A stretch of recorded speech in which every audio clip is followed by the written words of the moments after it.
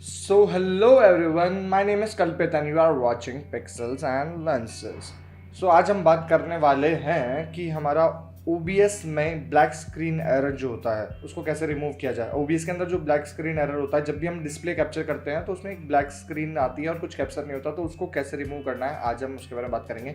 तो सबसे पहले हम जानते हैं कि OBS क्या चीज़ है और सिस्टम क्यों नहीं काम करता। तो सबसे पहले चीज़ जो है वो हम देखते हैं कि हमारा जो सिस्टम होता है, सिस्टम के अंदर इंटीग्रेटेड जो भी लैपटॉप होता है उसके अंदर दो ग्राफिक कार्ड्स होते हैं, जो कि अगर हम देखेंगे यहाँ पे तो एक होता है इंटेल का जो कि इंटीग्रेटेड ग्राफिक कार्ड में आता है और दूसरा होता है एनवीडिया जीफोर्स आपका जो भी लगा होगा वो।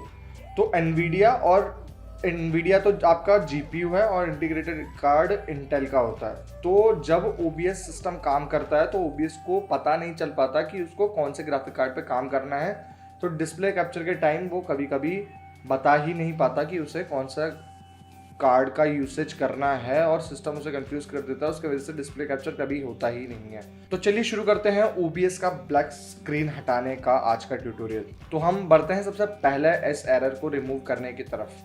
तो सबसे पहला ऑप्शन जो है, अगर आपने डिस्प्ले कैप्चर किया हुआ है, यहाँ पे मैंने ऑलरेडी डिस्प्ले कैप्चर किया, तो आप उस पर जब राइट क्लिक करेंगे तो वहाँ पे ट्रांसफॉर्म में जाके फिट टू स्क्रीन करने पे ये पूरी स्क्रीन पे फिट हो जाएगा। उसके बाद आपको पता चल जाएगा रिकॉर्ड हो रहा है नहीं, क्योंकि जब भी हम मैक्सिमम टाइम डिस्प्ले कैप्चर करते हैं, डिस्प्ले कैप्चर में वो जब कुछ उसको जीपीयू शो ही नहीं कर रहा तो वो एक बहुत छोटी सी फाइल बनाता है। उसको जब हम राइट क्लिक करके ट्रांसफॉर्म फिट टू स्क्रीन करते हैं तब जाके वो होता है। बट ये सॉल्यूशन नहीं हो पाया मेरे तो सिस्टम में, अगर इससे मैंने किया है तो ये हो सकता है आपके सक्सेसफुल हो जाए इस वाले सॉल्यूशन से। तो चलिए अब बढ़ते हैं दूसरे ऑप्शन की तरफ, क्योंकि बहुत से गेमर्स होते हैं जो कि गेम्स इतना ज़्यादा खेलते हैं तो उनके मैक्सिमम टाइम सीपीयू से जीपीयू की पावर ज़्यादा यूसेज होती है। तो इसके लिए हम जाएंगे सेटिंग्स में जाने के बाद यहाँ पे सर्च करेंगे गेम मोड सेटिंग्स में आता ही यहाँ पे अगर आपको गेम मोड सेटिंग ऑन है तो मोस्ट प्रोबेबली इसकी वजह से रिकॉर्डिंग डिस्प्ले नहीं हो पा रहा है। आप गेम मोड ऑफ करें उसके बाद जाके देखें, और ये मैंने किया हुआ है उसके बाद भी नहीं हो पा रहा। तो हम बढ़ते हैं तीसरे ऑप्शन की तरफ। हमारे पास यहाँ डेस्कटॉप पे हमारा एनवीडिया का कंट्रोल पैनल होता है। हम कंट्रोल पैनल के अंदर जाएंगे। कंट्रोल पैनल के अंदर यहाँ पे मैनेज 3D सेटिंग्स लिखा है और एडजस्ट और ये सारी चीज़ें लिखी हैं, सब मैनेज कर सकते हैं। तो यहाँ पे मैनेज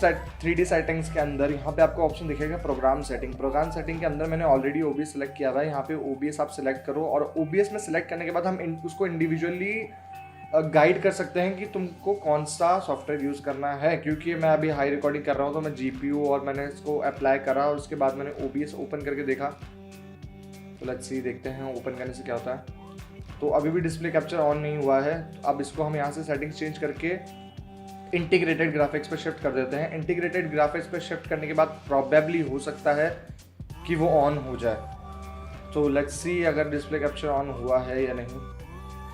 अभी भी ये ऑप्शन काम नहीं किया। तो यहाँ से हम इंडिविजुअली इसको असाइन कर सकते हैं कि वो ऑटोमेटिक पे कंफ्यूज ना हो और उसे क्या यूज़ करना है। अगर आपका सॉल्यूशन ऑलरेडी निकल चुका है, आपकी डिस्प्ले कैप्चर सही हो चुकी है तो ठीक है, और अगर नहीं हुई तो हम बढ़ते हैं फोर्थ ऑप्शन की तरफ, जिसके लिए हमें जाना होगा इस फाइल की ओरिजिनल लोकेशन पे। क्योंकि बेसिकली ये फाइल जो होती है वो सी में इंस्टॉल होती है जब हम करते हैं, लेकिन यहाँ पे मैंने डाउनलोड्स के अंदर किया हुआ है इसकी लोकेशन चेंज करके।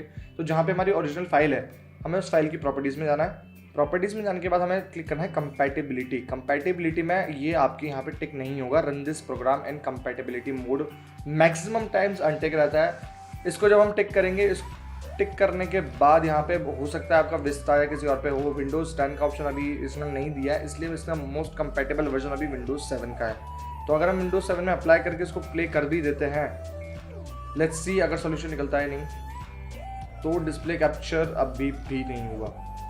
तो अब हमारा फोर्थ ऑप्शन भी फेल हो चुका है। तो लेट्स गो अहेड। अगर आपका हो, मोस्ट प्रोबेबली आपके सिस्टम में हो सकता है कि ये भी काम कर जाए, बट अब हम अगले ऑप्शन की तरफ बढ़ते हैं जो कि प्रोबेबली सॉल्यूशन हो सकता है। Let's see the next solution and search here for graphic settings. Graphic settings में जाने के बाद यहाँ पे डेस्कटॉप ऐप है, डेस्कटॉप ऐप ही हमें लेना है, ब्राउज करना है कि कौन सी एप्लीकेशन है।